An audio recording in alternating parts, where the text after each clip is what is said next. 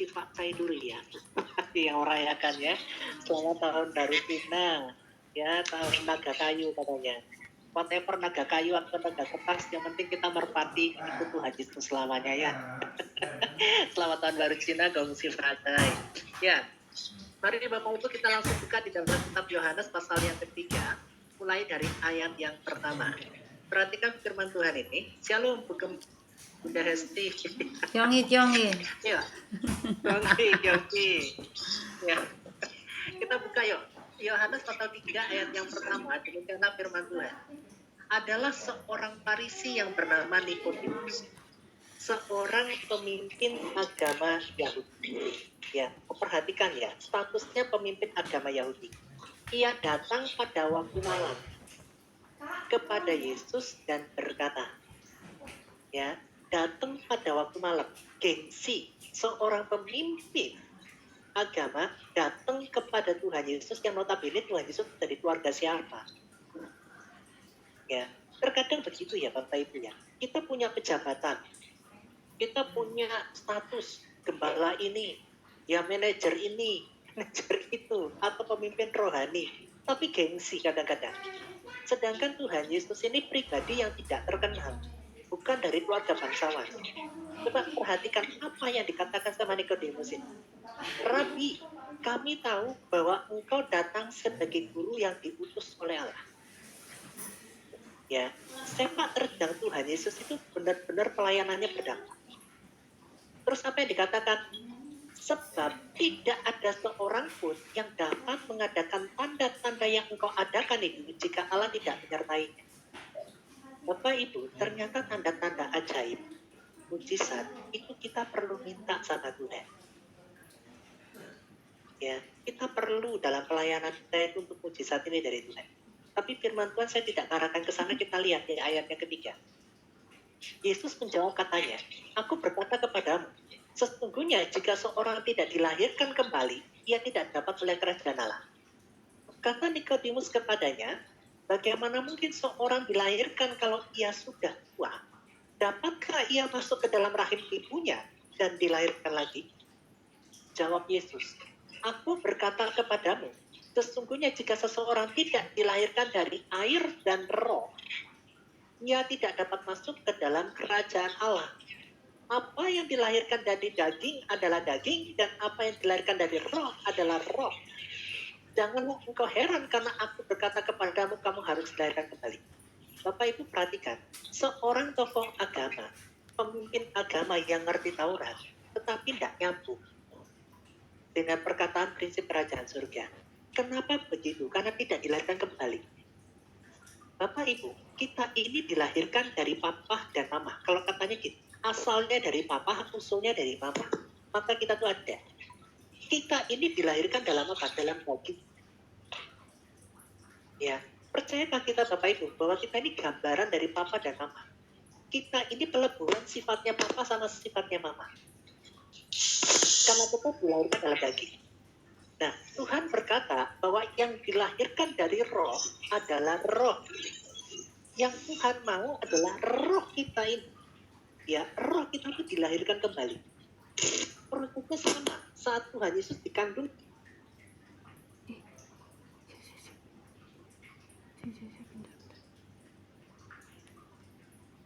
saya kok dibisukan, Bos. Oh, ya. Oke. Saya lanjut lagi ya. Nah, sedangkan yang Tuhan mau dalam kehidupan kita itu dilahirkan kembali dalam bentuk yang namanya roh. Ya, banyak dari kita tuh sudah berkata, saya ini sudah dilahirkan kembali. Saya sudah bertekun lutut dan mengaku Yesus Kristus adalah Tuhan Allah. Betul. Tetapi titik poinnya di sini Bapak Ibu. Roh kita dilahirkan kembali, roh kita masih baik. Ya, di dalam hidup kita itu ada posisi tengah. Ada tubuh, ada jiwa, ada roh. Ada 3 elemen. Roh ini yang Tuhan minta dilahirkan kembali. Roh yang kita didapatkan perpaduan dari ayah dan ibu. Roh ini dilahirkan kembali menjadi roh Kristus yang bersatu dengan kita. Nah, roh ini harus makin hari bertumbuh dan makin dewasa di dalam Tuhan.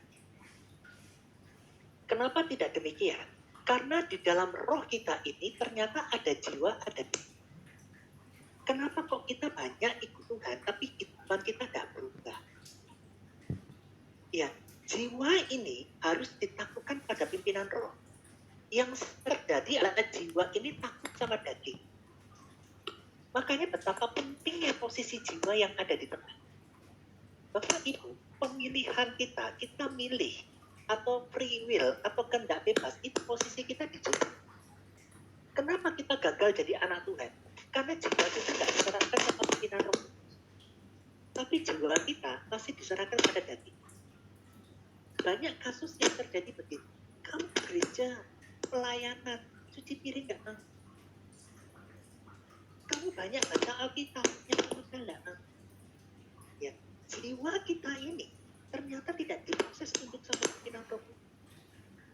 Terkadang jiwa kita ini seperti orang agama, lebih banyak ke ritual, lebih banyak yang namanya seremoni. Sedangkan kehidupan sehari-hari kita tidak tunduk pada Roh Kudus. Ya, orang tua kita telepon, tolong bantu. Ya, kita mau ke rumah sakit, tolong antarin. Enggak, aku pelayanan. Tuhan lebih dulu daripada orang tua kita. Nah, kita jadi yang apa? Yang agamawi. Posisi jiwa kita di tengah, Bapak. Roh kita dilahirkan kembali, tapi di dalam ini ada daging. Ya, kenapa kekristenan kita tidak berubah? Jiwa kita pun tidak mau ikut pimpinan roh. Sudah 10 tahun, 15 tahun ikut Tuhan, tapi tidak berubah. Ya, kenapa itu? Rajin pelayanan, 3 hari tidak mandi.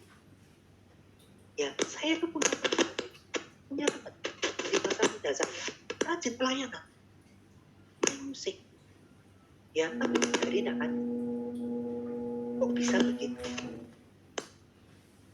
Ya, kalau jiwa kita tidak dilatih untuk tunduk sama roh, kita sulit menjadi Kristen yang merdeka. Kalau kita masih suka uring-uringan, ternyata roh kita tidak dilatih. Jiwa kita ini posisinya memilih. Kamu pilih dagingmu atau kamu pilih tuntunan Roh Kudus. Jiwa itu memilih. Aku mau baca firman, aku mau nonton drakor. Kita yang pilih, itu jiwa. Kita di jiwa. Aku mau nonton sinetron, aku mau dengar lagu rohani. Aku mau pergi olahraga, futsal, atau aku hari Minggu pergi ke gereja. Jiwa itu memilih. Kita tuh gagal banyak di jiwa. Ya, coba mari Bapak Ibu kita buka di dalam kitab Yakobus pasal yang keempat ayat yang ketujuh. Kitab Yakobus pasal yang keempat ayat yang ketujuh. Demikianlah firman Tuhan. Karena itu tunduklah kepada Allah dan lawanlah iblis, maka ia akan lari daripada. Pengertian kata tunduk, jiwa ini harus tunduk sama rohmu. Roh kita ini diisi firman. Bagaimana roh kita bisa diisi firman? Jiwa itu harus aktif. Keinginan kita itu harus aktif untuk baca firman. Keinginan kita itu harus aktif untuk taat sama firman. Jiwa kita ini harus aktif jadi pelaku firman. Kalau kita tidak tunduk sama pimpinan roh, jiwa kita melihat. Ya, kenapa firman Tuhan berkata, jenis yang namanya iblis tadi tidak bisa kamu tengking kalau kamu tidak ada kuasa. Kenapa kok bisa gitu? Dagingmu itu dibuat lemah. Karena dagingmu lemah, rohmu itu berkuasa. Makanya itu kuasa. Kenapa kalau kita nggak kuasa, kita berlatih? Ya, itu daging kita tidak lemah. Kita kalau masih suka temperamen, masih suka hubungan, masih suka marah-marah, lah kita kalah sama daging. Mau 10 tahun, 15 tahun, 20 tahun ikut Tuhan tidak berubah hidup. Ya, karena jiwa itu ke daging. Bapak Ibu, daging itu sifatnya aktif. Ya, contohnya aktif apa? Kalau daging kita disuntik narkoba, itu selalu kita. Ya, itu kita maaf ya, kita sedikit dewasa. Kalau kita seringnya kepada onani masturbasi, itu setiap beberapa hari pasti kita dikeluarkan. Itu gravitasi daging tubuh. Ya, makanya kita tuh dilahirkan dari daging yang sifatnya daging. pertarungan terhebat kita tuh dalam jiwa kita ini. Jiwa kita, free will kita mau ikut itu atau tidak. Ya, coba kita sekarang balik ke Yakobus pasal yang pertama. Kita lihat firman Tuhan ini katanya. Ayat yang ke-12. Berbahagialah orang yang bertahan dalam pencobaan, sebab apabila ia sudah tahan uji, ia menerima mahkota kehidupan yang dijanjikan Allah kepada barang siapa yang mengasihi Dia. Nah, perhatikan ayat yang ke-13. Apabila seseorang dicobai, janganlah ia berkata, pencobaan ini datangnya dari Tuhan. Pencobaan ini datangnya dari Allah. Sebab Allah tidak dapat dicobai oleh yang jahat, dan ia sendiri tidak mencobai siapapun. Tetapi tiap-tiap orang dicobai oleh keinginannya sendiri, karena ia diseret dan dipikat olehnya. Dan apabila keinginan itu telah dibuai, ia melahirkan dosa, dan apabila dosa itu sudah matang, ia melahirkan. Jadi keinginan kita, jiwa kita, free will kita, ya, kita harus taklukkan jiwa itu pada pilihan. Firman-Mu, pelita bagi kakiku, terang bagi jalanku. Jiwa kita harus tunduk sama firman. Kita nggak bisa ikuti keinginan kita terus. Keinginan kita cenderungnya enak. Keinginan kita cenderungnya senang-senang. Ya, dilahirkan kondisi kaya, tapi masuk surga. Maunya kita begitu. Ya, Tuhan jiwamu mengalami pembaharuan. Makanya Roma 12 ayat 2 berkata, janganlah kamu menjadi serupa dengan dunia ini. Berupalah oleh pembaharuan budimu, supaya kamu tuh ngerti kehendak Allah yang baik dan yang sempurna. Kamu tuh bisa paham, kamu bisa ngerti. Itu dimana apa? Jiwa. Jiwa ini harus aktif. Kenapa? Pandangan dunia ini begitu. Namanya laki-laki, kalau jajan itu wajar. Namanya juga laki-laki.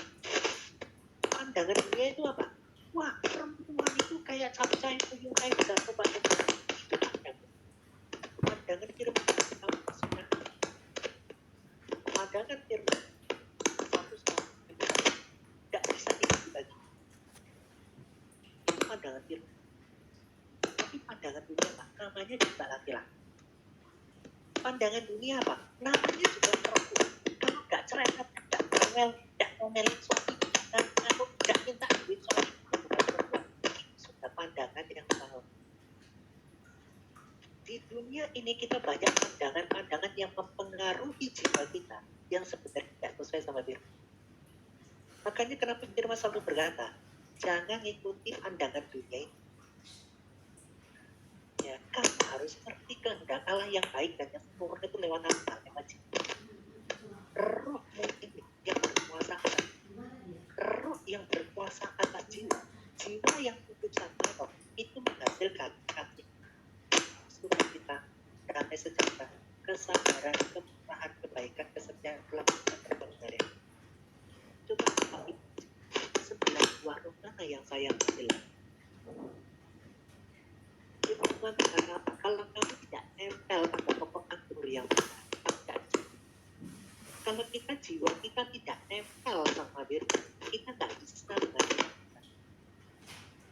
Yang ada kita agama. Nak, tolong nak, belikan garam di Alfamart. Masih baca firman tadi. Masih baca firman Tuhan yang adalah yang salah.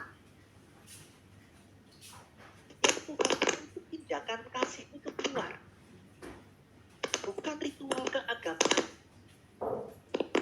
Meninggalkan Alkitab sebentar, bantu Bapak yang tolong, baru habis itu kamu baca firman. Kita tuh salah, kita tuh seperti tidak kalah. Karena jiwa kita tidak masuk ke dalam keinginan, jiwa kita tidak lupa sama kita. Kalau kita ikuti aplikasinya, jiwa ini melancarkan kasih. Kasih itu di atas segala-galanya ketimbang itu. Karena itu ada seorang yang DM saya. Terima kasih kok pengajaran tentang saya nggak bisa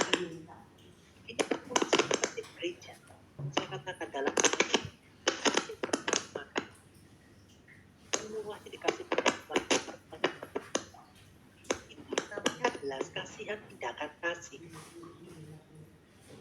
Ya, kita berkata, hey, Yesus, murid-muridmu kerja, berpetik ini di hari Sabat. Nanti Tuhan Yesus berkata, Tuhan itu atas hari Sabat. Ini adalah tindakan kasih dan kasihan. Tuhan Yesus berkuasa atas keputusan.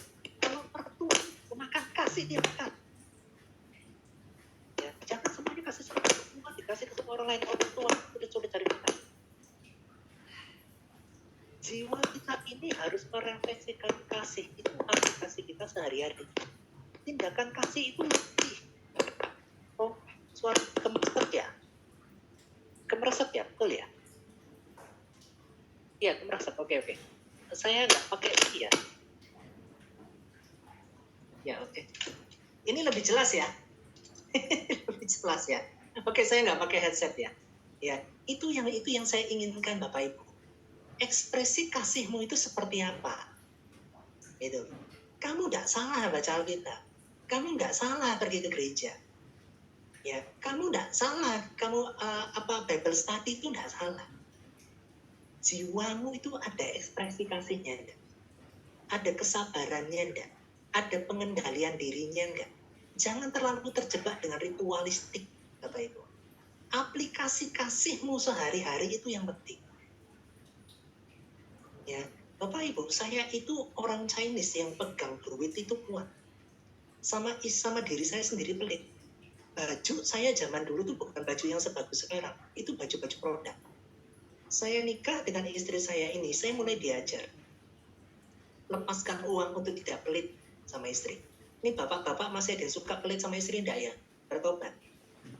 Ya, ibu-ibu yang tidak bisa memanfaatkan uang suami belanja-belanja tanpa sepengetahuan suami juga bertobat. Ya, bertobat sama-sama. Bapaknya bertobat, ibunya bertobat. Ya, saya belajar Bapak Ibu. Istri saya, aku butuh uang kayak gini gitu. Kita kasih. Saya tuh belajar untuk merelakan. Kenapa? Jiwa saya tuh megang uang itu keras. Kuat. Ternyata benar Bapak Ibu. Berkat yang Tuhan kasih buat saya itu bukan cuma saya, istri sama anak saya. Dari situ Tuhan itu ngasih pemikiran begini. Nak, kamu tuh imam. Yang kamu harus pikirkan jemaatmu. Kamu tuh pria, kamu tuh Kristus. Istrimu tuh jemaat. Pikirkan dulu kebutuhan mereka. Di situ saya mulai berubah mindset saya. Uang saya 80%, 90% itu sebagian buat istri sama anak. Jajan di luar pun saya jarang. Gitu. Tapi puji Tuhan Bapak Ibu. Istri saya yang ngerti pemberian itu, dia menservis saya jauh lebih baik. Itu yang namanya kita punya pola pikir yang merdeka. Kita nggak terkekang dengan yang namanya uang.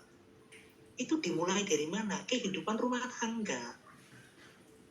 Ya, bukan kehidupan di luar gereja. Tuhan, jadikan aku berkat bagi bangsa-bangsa. Berkat bagi keluargamu, ngerasa enggak? Suamimu ada berkata, aku bangga nikah sama kamu. Istrimu ada berkata enggak?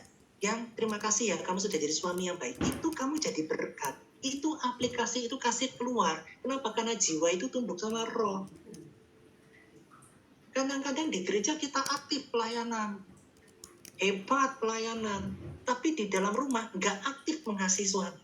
Nggak aktif mengasihi istri. Nggak aktif untuk meluk anak. Nggak aktif ngajak ngomong anak. Loh kok bisa begitu? Loh kok jadi jomplang? Ya, ini loh Bapak Ibu yang harus kita pelajari. Kalau mau jadi berkat dalam rumahmu dulu. Saya sebagai hamba Tuhan sama istri sama anakku, saya berjuang. Berjuang banget. Istri saya sama anak saya paling tahu hidup saya. Kalau pelayanan topeng saya bisa bersih. Topeng saya bisa minclong. Tetapi yang paling tahu saya ya di rumah saya ini. Saya bantu nyuci piring nggak? Saya bantu nyapu ngepel nggak? Istri saya capek, saya pijet teman. Ada nggak kita aplikasi kasih itu yang terutama? Ya, tolong bantu dong ngantar ke pasar. Enggak, aku lagi baca Alkitab. Harus untuk jemaat sama umat. Nah, enggak gitu. Ya, enggak gitu. Malas cuci piring. Rajin ke gereja, rajin doa, rajin nyapu ngepel. Nah, ini yang harus jiwa kita ini harus ditaklukkan. Ngamuk-ngamuk, ngambekan, utungan. Nah, jiwa kita ini gimana? Baca Alkitabnya iya, doanya iya, doa puasanya iya, tapi jiwa kita kok nggak tunduk sama Roh Kudus. Roh Kudus itu menghasilkan yang namanya kasih, 9 buah roh itu. Loh itu kok nggak keluar dalam jiwamu? Selama jiwamu nggak tunduk sama Roh Kudus, jangan pikir jiwamu tuh bisa menghasilkan 9 buah roh. Nggak mungkin. Nggak mungkin. Kamu harus nempel pada pokok anggur yang benar supaya bisa berbuah. Jadi Bapak Ibu, jadilah berkat. Jiwamu dilatih dalam rumah tanggamu paling kecil lebih dulu. Saya sebagai hamba Tuhan kadang-kadang saya malu, Bapak Ibu. Jujur saya malu. Malunya begini, saya ngajar firman, Bible study saya ajarkan. Di rumah istri saya ngasih nasihat saya bagaimana saya harus didik anak saya. Di situ saya belajar merendahkan diri sebagai imam, saya doa. Tuhan tolong bagaimana saya ngajarin putri saya. Ya, makanya Bapak Ibu ya, ngurus jiwa itu enggak gampang. Makanya jangan suka produksi anak banyak-banyak ya. Pusing kepala kita ini. Kasih tahu anakmu jangan terlalu produksi banyak anak-anak, pusing dong. Ya, saya akhirnya mulai mengerti. Tuhan ajarkan saya bagaimana saya lakukan pendekatan buat putri saya. Bapak Ibu, anak perempuan itu harus disentuh perasaannya. Kalau anak laki-laki kita bisa ngomong pakai logika, bisa debat. Tapi sama anak perempuan kita tidak bisa debat. Anak perempuan itu dikasih dulu, disayang dulu, diajak main dulu. Terus di ngomongin, papi tidak suka loh kalau nilaimu jelek. Dia ngerti, oh papiku tidak suka kalau nilaiku jelek, aku belajar. Di situ nilainya berubah. Awalnya saya nggak gitu, saya marah-marah, saya ngamuk-ngamuk. Tapi hatinya nggak terima kasihnya dari bapaknya. Dia nggak merasakan bahwa bapaknya sayang sama anaknya. Setelah itu saya diskusi sama istri, saya merendahkan diri, berdoa gimana saya ngajarin anak. Di situ saya rubah. Saya ambil hati anak saya. Saya kasih angpau, saya ajak jalan-jalan, makan es buah, ya jalan berdua sama anak saya, gitu. Terus kadang-kadang ke mall saya gandengan sama anak saya. Anak saya merasakan kasih itu dan dia sadar. Sekarang ulangannya tidak ada yang di bawah 80. Semua 80 ke atas. Itu kalau tidak Tuhan ngajarin, tidak bisa. Kalau kamu tidak rendah hati, tidak bisa berubah. Saya tutup dengan Matius 11 ayat 29.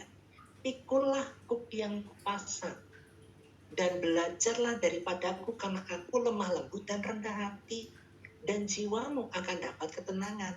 Bagaimana kita bisa aplikasikan firman? Belajarnya sama Yesus. Yesus itu lemah lembut, Yesus itu rendah hati. Tuhan Yesus suruh kita pikulah kuk yang kupasang. Jiwamu tuh dipasang ketaatan akan firman Tuhan. Jiwamu tuh dipasang untuk menjadi pelaku firman Tuhan. Jiwamu dipasang untuk orang sabar. Orang yang sabar melebihi seorang pahlawan. Orang yang menguasai diri melebihi orang merebut kota. Aku harus belajar sabar. Roh Kudus tolong saya. Roh Kudus tolong saya. Supaya jiwa saya tunduk sama Roh. Kita harus latih itu setiap hari jiwa itu. Kalau enggak aplikasi kehidupanmu sehari-hari, maaf ya, nol besar. Ngomong firman gampang. Prakteknya sulit. Kenapa? Jiwa itu enggak ditutup, ditaklukkan. Pikulah kuk yang kupasang itu jiwamu itu. Taat sama firman, lakukan firman. Ya, jadilah di sini banyak yang sudah senior. Ya, maaf untuk para senior, jadilah teladan untuk mantu-mantu kalian ya, supaya mereka bangga punya mertua-mertua yang amazing seperti kalian. Kasih kalian, senyum kalian, tindakan kasihan kalian itu amazing. Dari situlah nanti mantumu bisa dimenangkan. Wah, ternyata ikut Tuhan Yesus begini ya. Oh, ternyata kasihnya begini ya. Di situ kalian bisa menangkan mantu kalian. Tuhan Yesus memberkati, maju terus dalam Tuhan. God bless you, God bless you, God bless you. Amin. Saya kembalikan ke hostnya, silakan host.